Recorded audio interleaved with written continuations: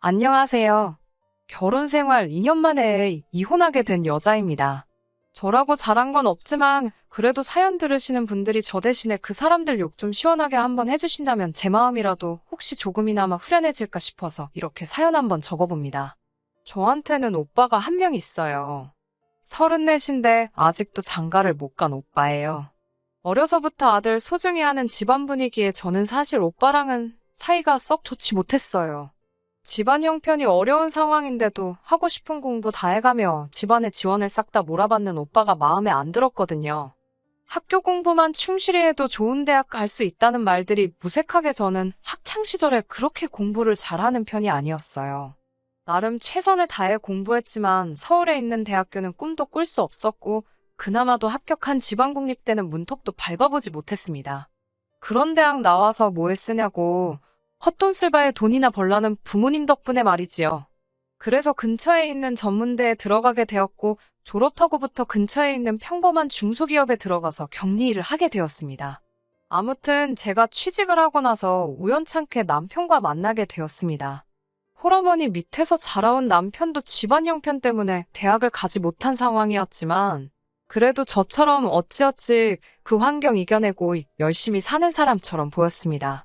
중고차 영업소에서 영업사원을 하던 남편과 저는 연애를 하게 되었고 별다른 문제 없이 만남을 이어오다가 결혼을 하게 되었습니다. 결혼 이야기가 오가면서 시어머니께서 아들 장가갈 때를 위해 평생을 아끼고 모아온 돈이라고 하시면서 8천만 원이 든 통장을 건네주셨습니다. 시어머니는 참 기품 있어 보였고 아들 자식이라고 하나 있는데 여태껏 공부 못 시켜준 게 한이라며 돌이켜보니 이 돈을 아들한테 투자했으면 좋았을 걸 이제 와서 생각해보니 후회만 남는다고 하시더라고요. 이제 와서 후회해봐야 늦었고 내 가진 거 전부 털어서라도 앞으로 아들 인생 행복하게 해주고 싶다며 자기는 혼자 알아서 살 길을 찾을 테니 이 돈은 신혼집구 하는데 보태라고 하시더군요.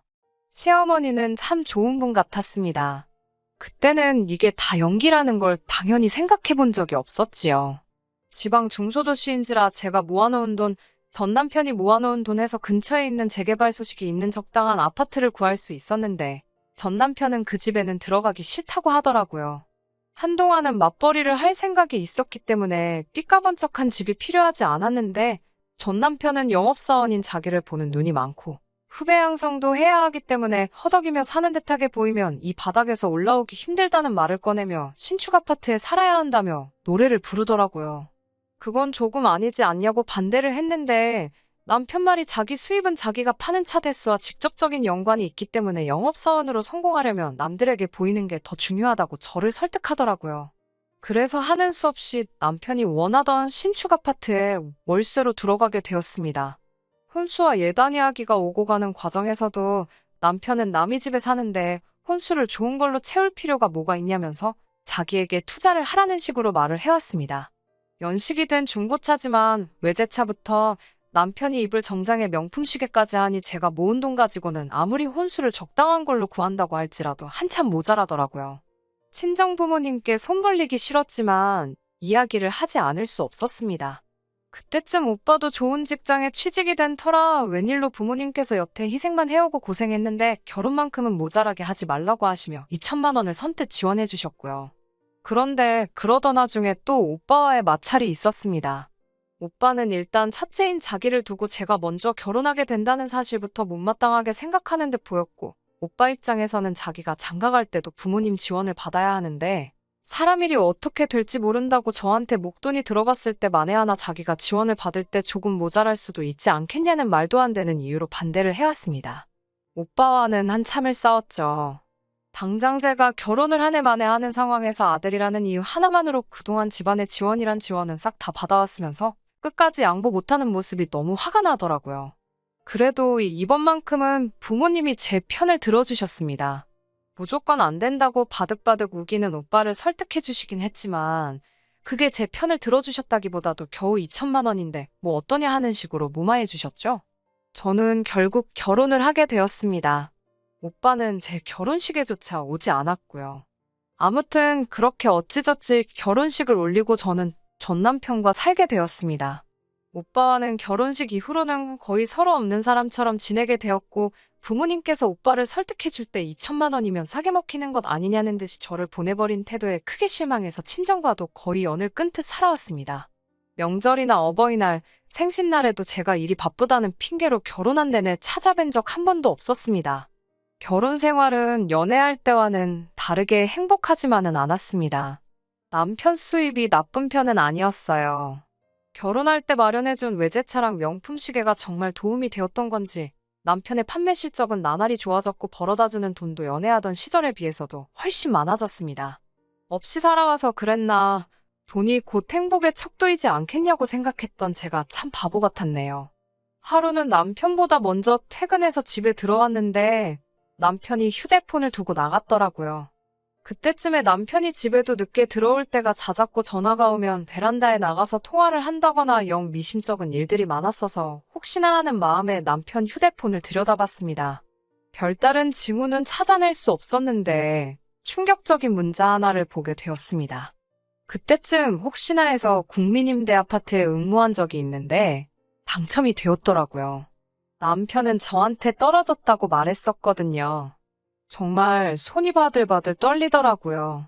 그날 퇴근한 남편 불러 세워서 이게 뭐냐고 따졌죠. 남편 하는 말이 계약 안 해도 불이익 없다는데 그게 뭐가 중요하다고 저를 무시하고 방으로 들어가려 하더라고요. 그게 중요한 거냐고, 왜 당첨 사실을 숨기고 나한테 거짓말을 했냐고 하니 오히려 저한테 불같이 화를 내더라고요. 그딴 데 가서 살고 싶지 않다고요.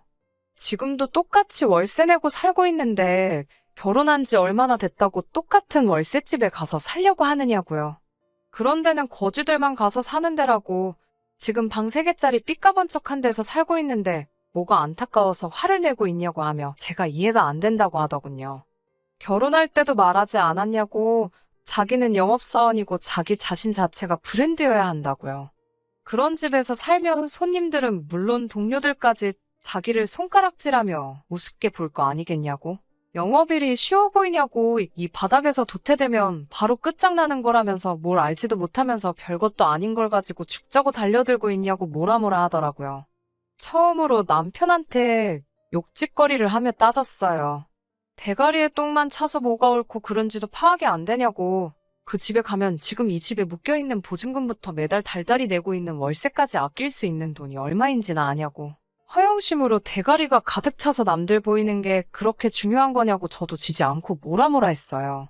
남편 말이 100% 틀렸다고 볼 순 없지만 보증금으로 묶여있는 돈도 적은 돈이 아닌데다가 임대주택에 간다고 해도 말 그대로 임대이기 때문에 거기서 보증금 아끼고 월세 혜택 받으면서 저희는 그대로 무주택자로 있는 거기 때문에 돈이 충분히 더 모인 시점에 새로 청약을 응모할 수 있는데, 그러면 그때 가서는 이런 브랜드 아파트 월세가 아니라 자가로 살게 될 수도 있는 상황인데 당장 아파트 브랜드가 마음에 안 든다는 이유로 저도 어떻게든 돈 한 푼 더 벌어보겠다고 바득바득 회사 나가면서 일하고 세탁기도 좀 더 크고 좋은 걸로 바꾸고 싶은데도 참고 살고 있는 상황인데 남들이 자기 어떻게 보는지가 더 중요하다고 우겨대는 꼬라지를 보니까 용서가 되지 않더라고요.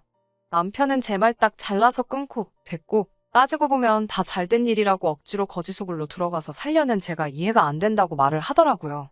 오히려 자기 때문에 이사비용 굳었으니 돈 번 거라고 하면서 어차피 지나간 거 되돌릴 수도 없는데 이걸 가지고 자꾸 말 꺼내서 뭐 하겠냐며. 더 말하면 자기도 가만히 있지 않겠다고 성질을 부리고 방으로 들어가더군요.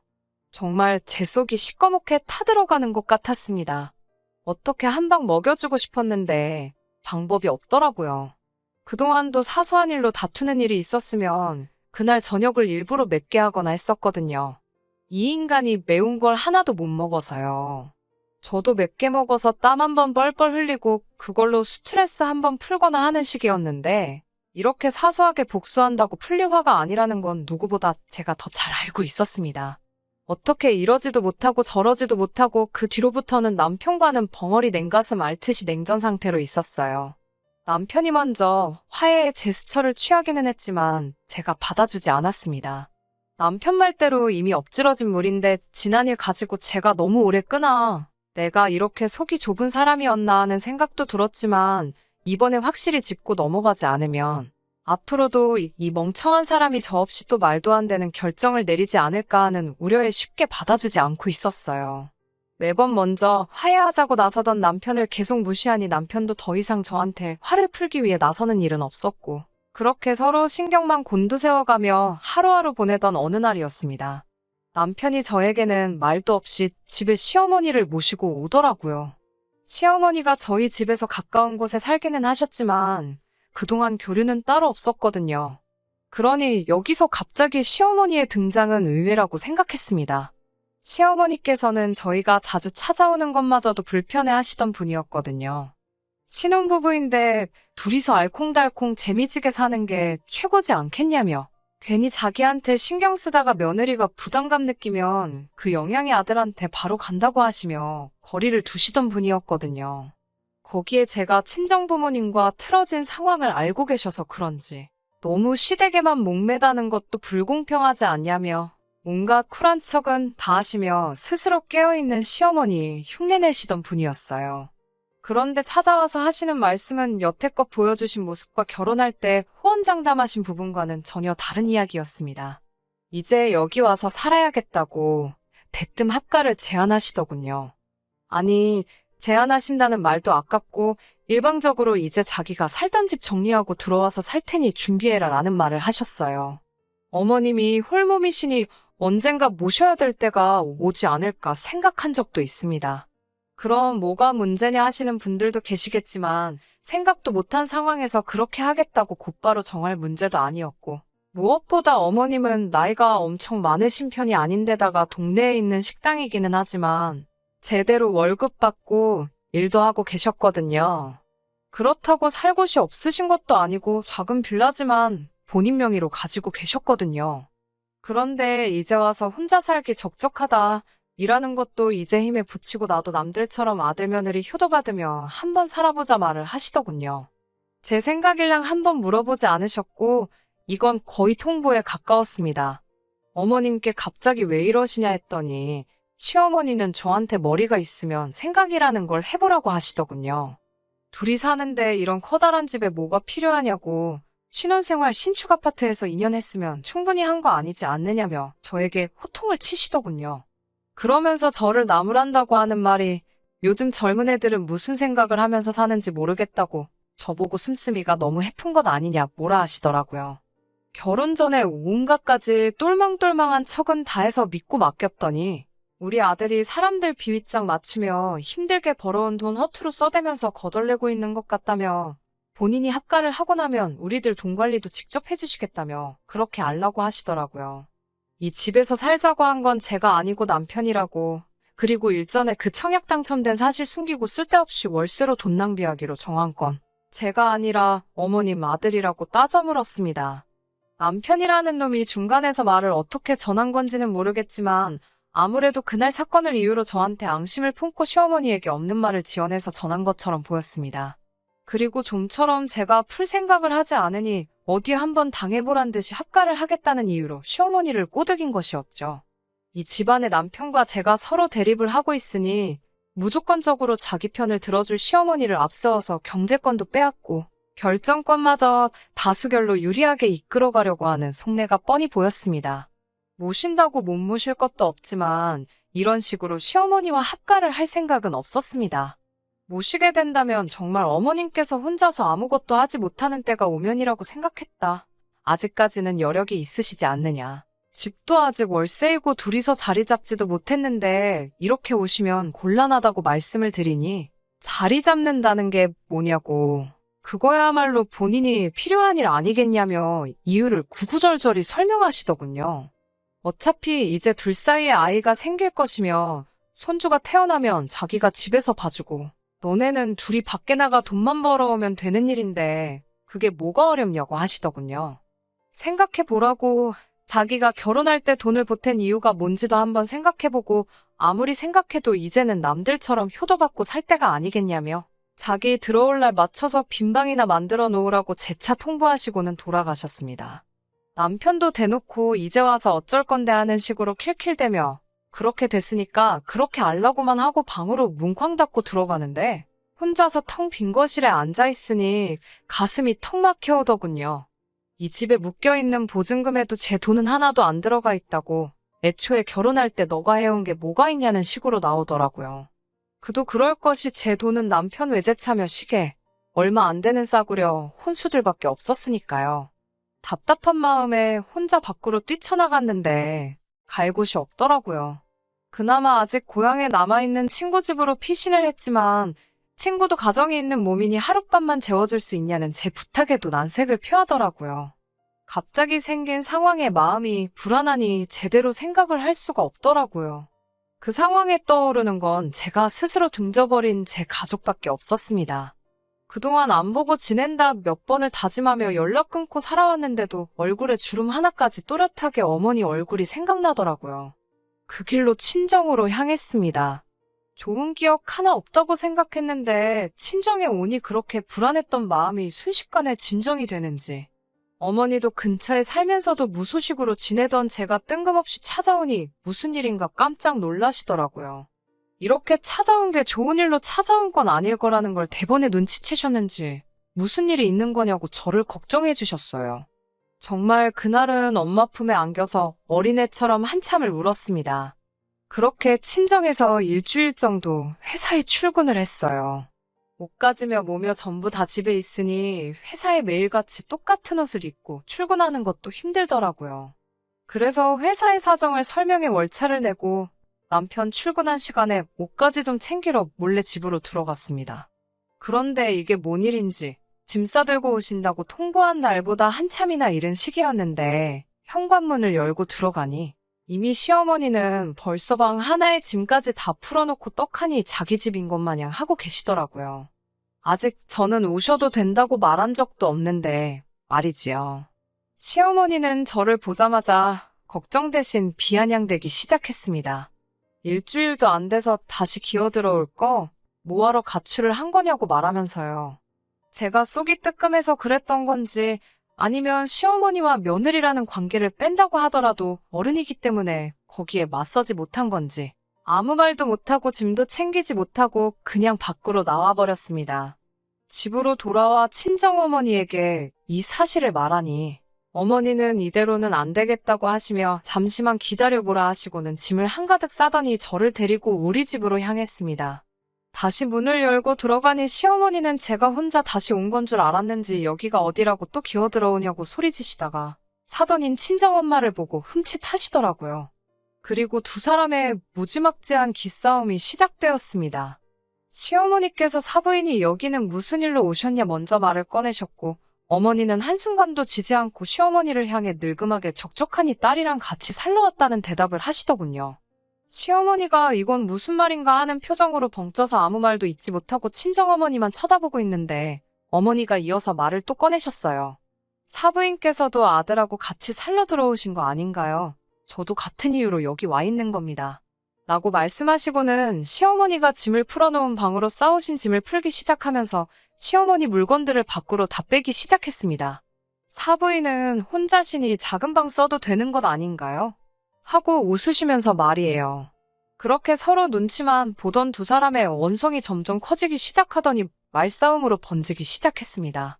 그렇게 한참 큰 소리가 오가며 실랑이가 벌어지고 있는 가운데 현관문 비밀번호가 눌리는 소리가 나더니 남편이 들어왔어요. 남편은 상황 설명도 듣지도 않고 시어머니 옆으로 가서 자기 엄마 편을 들더군요. 저와 친정엄마가 시어머니를 머릿수로 압도하고 있다고 해도 남자인 남편이 와서 언성을 높이고 있으니 상황이 또 급변하기 시작했어요. 저희 쪽에서 이 집에 기여한 게 뭐가 있냐며 보증금도 자기들 돈이고 저보고 아무것도 없이 와서 이 집에 얹혀 사는 주제에 실질적인 가장이 결정한 일에 토를 단다고 생색을 내는 말에 갑자기 그동안 참아왔던 열이 확 오르더라고요. 저는 그 길로 옷방으로 쓰고 있던 작은 방으로 달려갔어요. 그리고 제가 결혼할 때 해준 명품 시계를 꺼내 바닥으로 던져서 아주 개박살을 내버렸습니다. 정장도 홀랑 꺼내서 가위로 다 잘라버렸어요. 따라 들어온 남편이 박살난 시계를 보더니 제 멱살을 잡더군요. 아무리 비싼 시계라지만 저와 함께한 시간이 얼마인데 시계 하나 박살난 걸 가지고 저러니 같이 지내온 시간이 다 무언가 싶었습니다. 제가 멱살을 잡혀있는 걸 보고 친정어머니도 눈이 뒤집혀서 남편에게 달려들었지만 남자 힘을 이겨낼 수가 있나요? 어머니는 곧장 내동댕이 쳐졌고 저는 머리채까지 잡혀 밖으로 끌려 나오는 와중에 또 한 번 현관문이 열리는 소리가 들렸습니다. 어머니 연락을 받고 퇴근하고 곧장 이리로 오신 친정아버지였습니다. 혼자 오신 게 아니라 저랑 연을 끄는 오빠까지 데리고 오셨어요. 정말 의외였던 건 문이 열리고 나서 제가 남편한테 붙들려 있는 모습을 본 오빠가 앞뒤 사정 가리지 않고 그 길로 바로 남편한테 달려들었다는 거예요. 공부만 했던 새님이 취미로 유도를 하던 남편을 이길 리는 만무하죠. 몇 번을 내동댕이 쳐지고 바닥에 넘어지는데도 오빠는 소리를 지르며 남편에게 악착같이 달려들었고 뒤늦게 합류한 친정아버지까지 가세하니 아무리 운동을 한 남편이라도 그 둘을 떨쳐낼 수가 없었습니다. 제가 등지고 살았던 제 가족이 저를 위해 이렇게까지 해주는 모습을 보니 용기가 나더라고요. 두 사람 떼어내느라 헉헉대고 있는 남편 앞으로 다가가 뺨을 한 대 올려붙였습니다. 얼마나 세게 때렸는지 제 손이 다 아플 정도였어요. 저는 씩씩대면서 한 달에 150씩 월세로 벌여가며 네 엄마 모시고 네 혼자 잘 먹고 잘 살라고 소리 질렀어요. 시어머니한테도 가출하고 기어들어온 게 아니라 내 물건 가져가려고 온 거라고, 이혼할 거니까 아들한테 잔뜩 효도받으며 남은 여생 즐기라고 말하고 밖으로 나왔습니다. 나오는 길에 주차장에 서 있는 남편 차가 보이길래 구둣발로 몇 번 걷어차주고 나왔습니다. 별로 튼튼하지도 않은 차가 뭐가 그렇게 비싼 건지 흠집나고 유리 깨지는 건 국산차랑 똑같더라고요. 부모님도 부모님이지만 저를 엄청 싫어하는 줄만 알았던 오빠가 만신창이가 되어 있는 모습을 보니 눈물이 저절로 나오더라고요. 오빠 말로는 남편이 첫인상부터 좋지가 않아 그때는 나름 결혼을 말리고 싶던 마음에 그렇게 말을 했던 거라고, 오해가 있다면 풀면 되지 않겠느냐며 저에게 그동안의 일을 사과해왔어요. 오빠가 다니는 회사 법무팀 인맥으로 솜씨 좋은 이혼 변호사를 소개받게 되었고 재판 과정에서 파탄의 원인이 된 남편에게 위자료를 청구받을 수 있었습니다.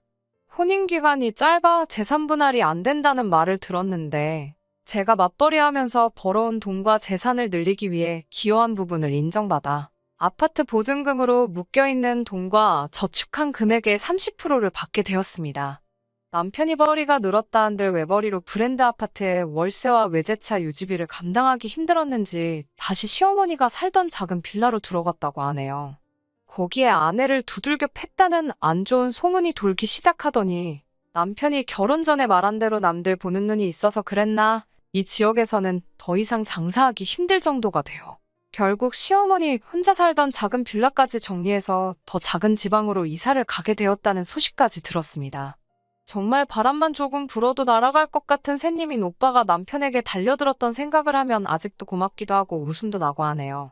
남편은 말 그대로 남의 편이었을 뿐이고 오직 제 편을 들어주는 건 아무리 미워도 제 가족밖에 없다는 생각이 듭니다.